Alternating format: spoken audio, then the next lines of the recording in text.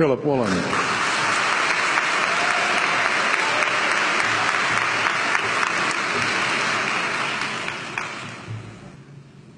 King Lear, late at night on the cliffs, asks the blind Earl of Gloucester, "How do you see the world?"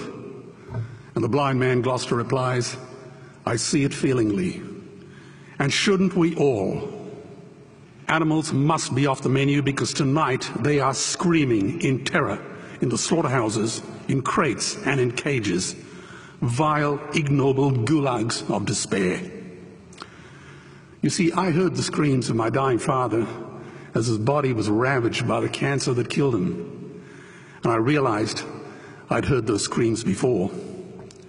In the slaughterhouse, their eyes stabbed out and their tendons slashed, on the cattle ships to the Middle East, and the dying mother wail as a harpoon explodes in her brain as she calls out to her calf. Their cries were the cries of my father. And I discovered that when we suffer as equals. And in their capacity to suffer, a dog is a pig, is a bear, is a boy. Meat today is the new asbestos, more murderous than tobacco. CO2, methane and nitrous oxide from the livestock industry are killing our oceans with acidic, hypoxic dead zones. 90% of small fish are ground up into pellets to feed to livestock. Vegetarian cows today are the world's largest ocean predators. The oceans are dying in our time. By 2048, all our fisheries will be dead, the lungs and the arteries of the earth. Billions of bouncy little chicks are ground up alive simply because they are male. Only 100 billion people have ever lived. 7 billion people live today. And yet we torture and kill 2 billion sentient living beings every week.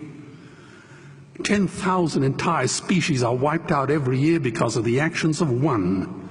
And we're now facing the 6th mass extinction in cosmological history. If any other organism did this, a biologist would call them a virus. It is a crime against humanity of unimaginable proportions. But happily, the world is changing. 10 years ago, Twitter was a bird sound.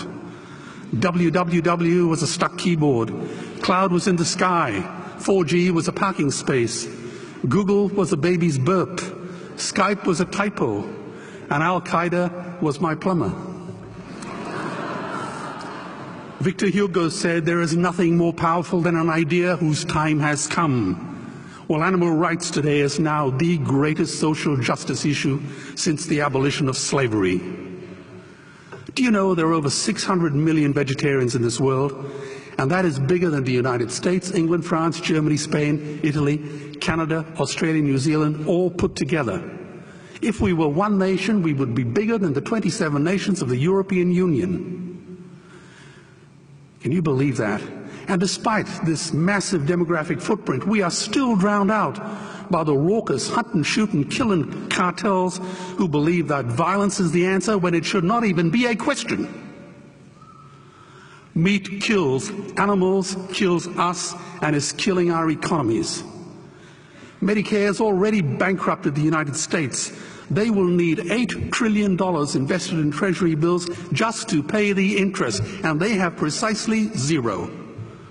They could shut down every school, Army, Navy, Air Force, Homeland Security, Marines, CIA, and FBI, and they still will not have the money to pay their doctor bills.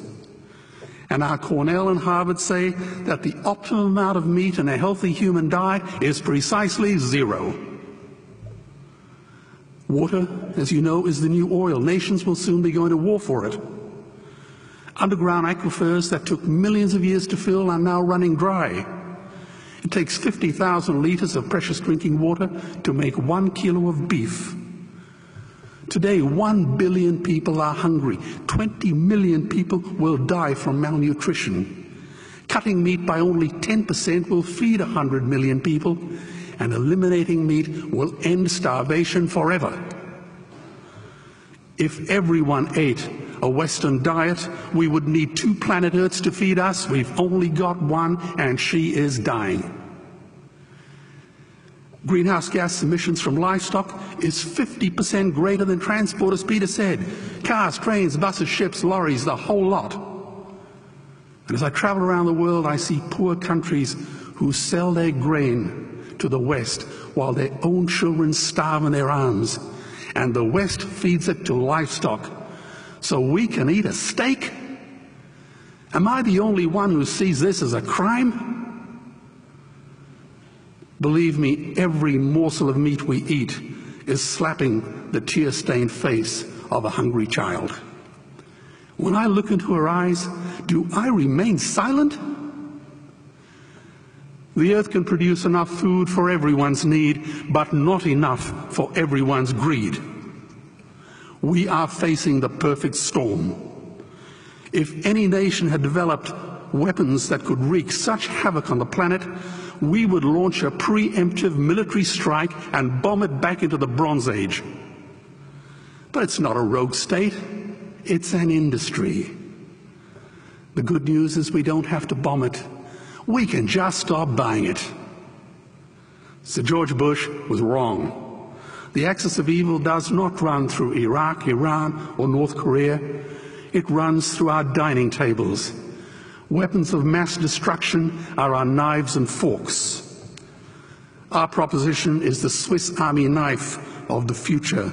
It solves our environmental, water, human health problems and ends cruelty forever. The Stone Age didn't end because we ran out of stones. This cruel, disgusting industry will end because we run out of excuses. Meat is like the 1 and 2 cent coins. It costs more to make than it's worth. And I come from the bush. Farmers are the ones with the most to gain. Farming won't end, it would boom. Only the product line will change. Farmers would make so much money they won't even bother counting it, and I'd be the first to applaud them. Governments would love us. New industries would emerge and flourish. Health insurance premiums would plummet. Hospital waiting lists would disappear. Hell, we'd be so healthy, we'd have to shoot someone just to start a cemetery. So tonight I have 2 challenges for the opposition. 2 challenges. Meat causes a wide range of cancers and heart disease. Would they name one disease caused by a vegetarian diet? And 2, I'm funding the Earthlings trilogy. If the opposition is so sure of their ground, I challenge them to send a copy of the Earthlings DVD to all their colleagues and all their customers. Go on, I dare you.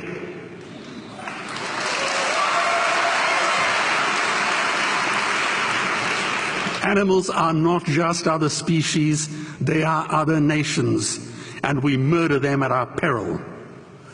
The peace map is drawn on a menu. Peace is not just the absence of war, it is the presence of justice. Justice must be blind to race, color, religion, or species. If she's not blind, she will be a weapon of terror. And tonight, there is unimaginable terror in those ghastly Guantanamos we call factory farms or slaughterhouses. Believe me, if slaughterhouses had glass walls, we wouldn't be having this debate tonight. You see, I believe another world is possible.